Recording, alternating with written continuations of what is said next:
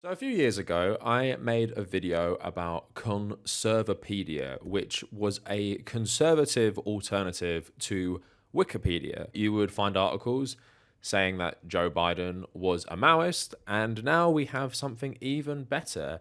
It's like Conservapedia if an AI that called itself Mecha Hitler made it, which is actually what has happened, and it is Grokipedia, which is now the far right version of Wikipedia for tech bros. And as we're going to talk about today, a lot of these articles are literally just cloned from Wikipedia.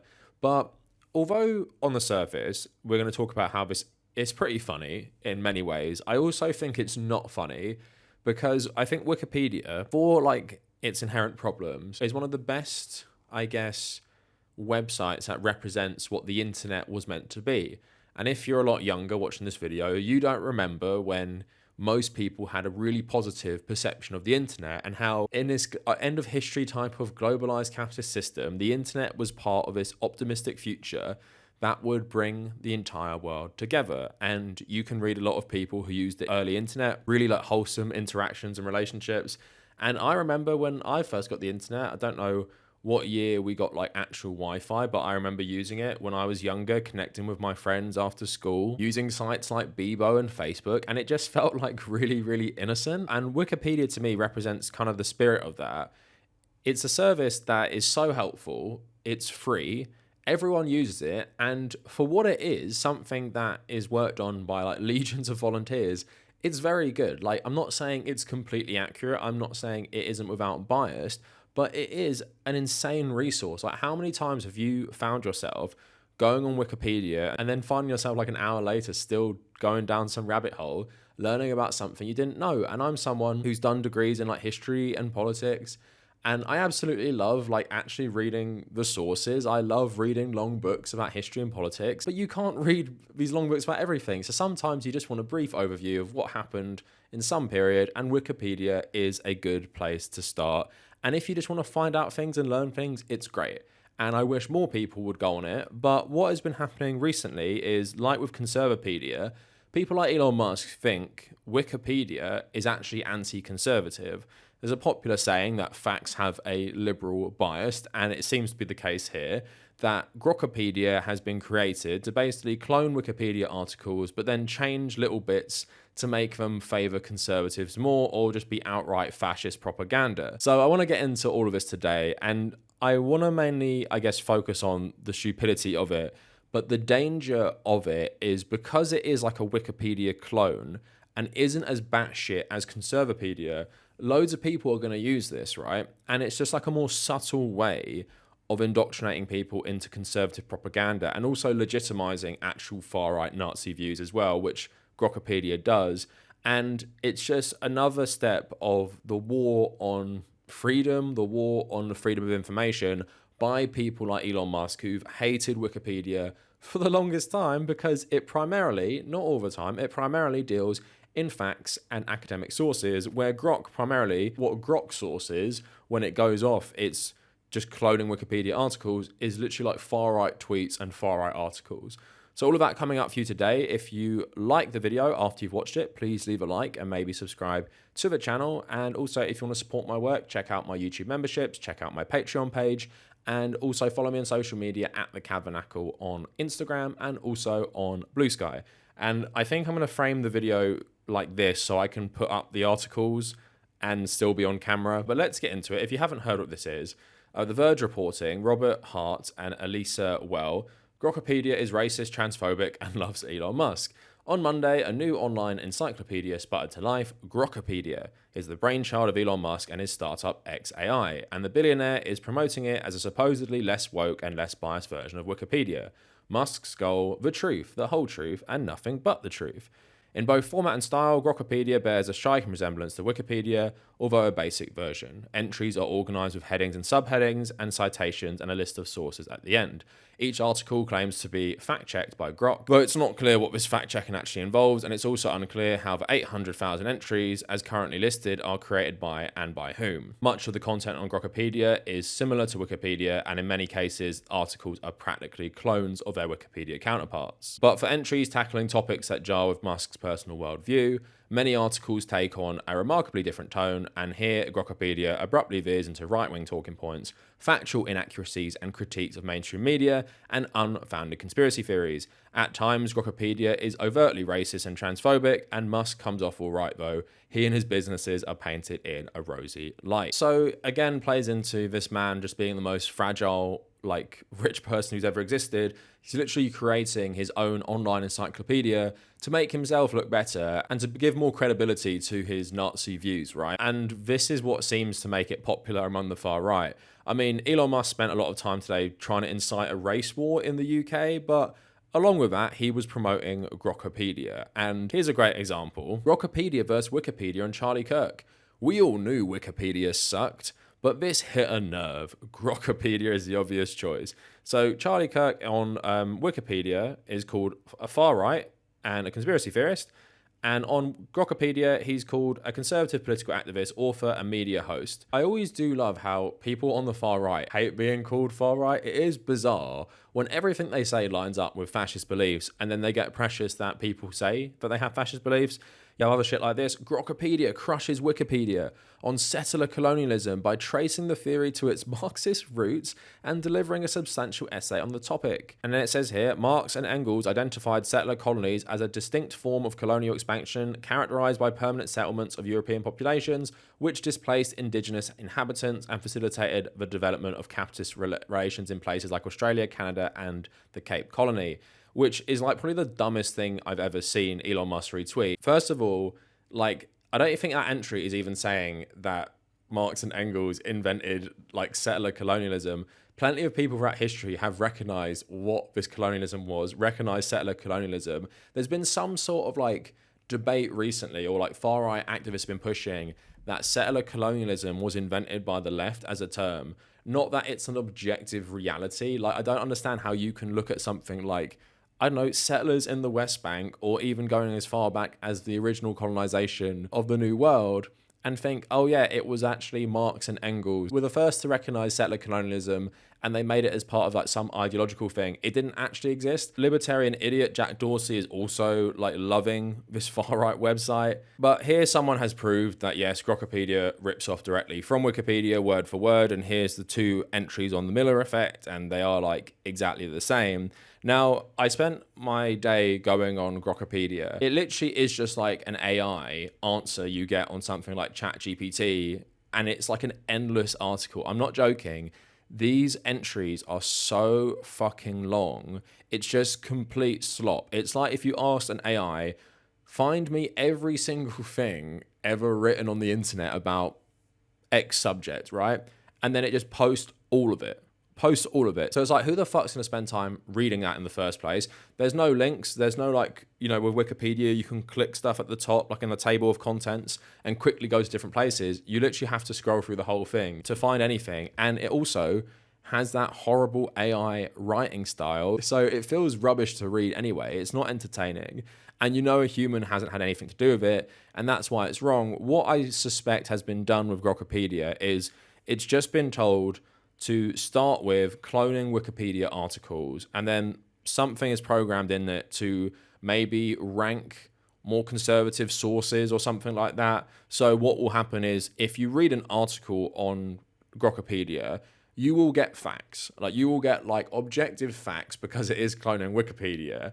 But then what you have is some sort of spin which is using like a far right source to make its point. And I've gone through like a few entries. Like, I just typed in things like, what would Grokipedia put a weird spin on? And I want to share it with you. And then we're going to look at some of what its sources as well. So again, these entries are so insanely long. I can't hope to read most of them for you. But I put one onto capitalism. So capitalism is an economic system characterized by private ownership of the means of production, where individuals and firms operate these assets to generate profit through voluntary exchanges and competitive markets, with resource allocation determined primarily by supply and demand rather than central authority. Its defining features include secure private property rights, the profit motive during innovation and efficiency, and competition fostering improvement. And so you can already see the framing is like, even though it's a bit more subtle than a lot of the other stuff we're going to see, it is already framing it in a positive light. And then it ends its like summary at the start saying, notable achievements encompass technological advancements from steam engines to digital networks, propelled by entrepreneurial risk-taking alongside broader prosperity that has enabled longer lifespans, better nutrition, and widespread access to education and healthcare. Criticisms often center on wealth disparities and recurrent business cycles, yet data and analysis indicate these frequently stem from policy distortions like subsidies, regulations favoring incumbents, and monetary manipulation, hallmarks of cronyism, rather than market dynamics themselves, which tend towards creative destruction and long-term equilibrium. I do love, a man who has built his wealth on government subsidies having a far-right encyclopedia that says subsidies actually make the economic system worse for everyone. So it's like a rare example of Grok actually criticizing Elon. But yeah, there you have it. There is capitalism, and all of the problems of capitalism are when you stray away from pure capitalism.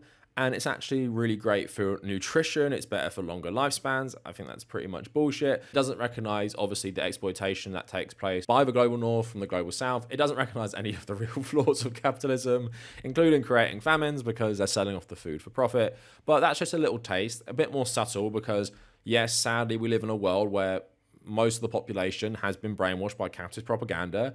So hearing arguments like this by people who are maybe a bit more educated or well-read on economics isn't surprising to anyone. Now let's get into communism, and its entries on communism are straight up fascist propaganda, and that's mainly to do with death tolls, and we'll come back to this a bit later because it'll be interesting to see where the death tolls are from. But it says aggregate estimates across communist regimes attribute 94 to over 110 million deaths to democide, defined as government murder excluding war, including policy-induced famines, terror, and deprivation, far exceeding battle deaths in 20th century conflicts. These figures derive from archival data, demographic reconstructions, and eyewitness accounts, though lower estimates persist in sources downplaying regime intent or relying on incomplete official records. So the number that 94 to 110 million people died under, in countries under communist rule, firstly, counts every single Nazi killed in World War II as a victim of communism, and is wildly inflated, and it mainly comes from this book called The Black Book of Communism, which was lying so much. I think 3 of the 4 authors said the book was actually inaccurate because the main author of the book decided to keep having these massive leaps in logic in terms of classifying loads of fascist war criminals who died at the hands of the Soviet Union as victims of communism. And even with people who do say these numbers are large, 94 to 110 million is insanely excessive. I do love the little thing it adds in at the end. Lower estimates persist in sources that downplay regime intent. So it's basically saying, oh yeah, all the sources that doubt this number are actually whitewashing crimes of communist governments that did bad things, right? So that is the framing you get between capitalism and communism. One really good, one killed 100 billion million. But then we get more propaganda, so it's not just pro-capitalist propaganda, it's also pro-Israeli propaganda. Its entry on Israel says, Israel is a parliamentary democracy in the Levant region of Western Asia. Now this is a great framing, which you see in so much propaganda. Israel is fueled by a high technology sector that positions itself as a global leader in innovation, cybersecurity, and defense. Bordered by Lebanon, Syria, Jordan, Egypt, and the Palestinian territories, Israel has faced repeated existential threats from neighboring Arab states and non-state actors, resulting in defensive wars in 1948, 1967, 1973, as well as persistent low-intensity conflicts rooted in the rejection of Jewish sovereignty over ancestral lands. So straight up Zionist propaganda. It's framing 1948, where Israel literally created its settler colonial apartheid state on Palestinian territory as some sort of defensive war. It was a war of conquest. And then it says the motives were in the rejection of Jewish sovereignty over ancestral lands. So again, Zionist propaganda about how the Jews have always owned this territory, and loads, millions of Europeans coming to Palestine have some sort of ancestral claim to what was biblical Israel or whatever, right? Total bullshit, but again, absolute Zionist propaganda on Grokipedia. So let's see what it says about Palestine. Palestine's defining characteristics include persistent territorial disputes, cycles of violence initiated by Palestinian militant groups, and Israeli responses alongside economic stagnation exacerbated by blockades, restrictions, and corruption within Palestinian government structures. These factors, compounded by aid dependency and youth unemployment exceeding 40%, underscore casual barriers to viable statehood beyond rhetorical claims. So again, it frames all of Palestine's problems in getting recognized as a country by the most powerful countries in the world, it's all its own fault. And you saw a lot of liberals say this as well recently over the last 2 years. Oh, if only the Palestinians could reject extremism, but it could be like another Dubai in the Middle East, as if that's like the pinnacle of like existence in the Middle Eastern countries. But yeah, it's just total Israeli propaganda. And again, because it's not outright insanity like Conservapedia, it's a manipulation of facts rather than presenting some like outright fantasy. So it takes facts like things like GDP and all that other shit, and the framing is just insane. It's far-right framing, but if you're reading this as just someone who's interested in politics or history, and for some reason you've been on the Elon Musk train or whatever, then you might just read this. And again, it's just more subtle propaganda. And because it's presented like something that is more reputable, like Wikipedia, people are going to buy it more. So let's go back to some good old-fashioned socialist history. So Che Guevara has his own entry, and it is an interesting one. So yeah, it's pretty standard like anti-Che Guevara propaganda, calling him some sort of like mass murderer, and then goes on to say, though revered in some circles as a symbol of anti-imperialist defiance, Che Guevara's legacy is defined by his advocacy for perpetual revolution through violence, his role in post-revolutionary purges, and the empirical failures of his economic and military doctrines, which prioritized ideological purity over pragmatic outcomes. His writings, including guerrilla warfare, inspired insurgencies worldwide, but often yielded authoritarian regimes or defeats, underscoring the casual disconnect between romanticized insurgency and sustainable political change. So yeah, Che Guevara's revolution and his ideology basically result in authoritarianism. And throughout this entry, there is a work cited, so Special Forces History, Che Guevara, A False Idol for Revolutionaries by Troy J. Sacquetti. And if you're wondering who this guy is, he earned an MA from the University of Nebraska-Lincoln and a PhD in military history in Texas prior to joining the USA SOC History Office staff in August 2006. He worked several years for the CIA. So to get your truthful, facts and logic-based history of Che Guevara, and the article telling you he's some sort of mass murderer whose ideology is always wrong and leads to totalitarianism, and he oversaw brutal extrajudicial killings of people in Cuba after the revolution, the guy who they're citing for that information literally worked for the CIA, the group that killed Che Guevara.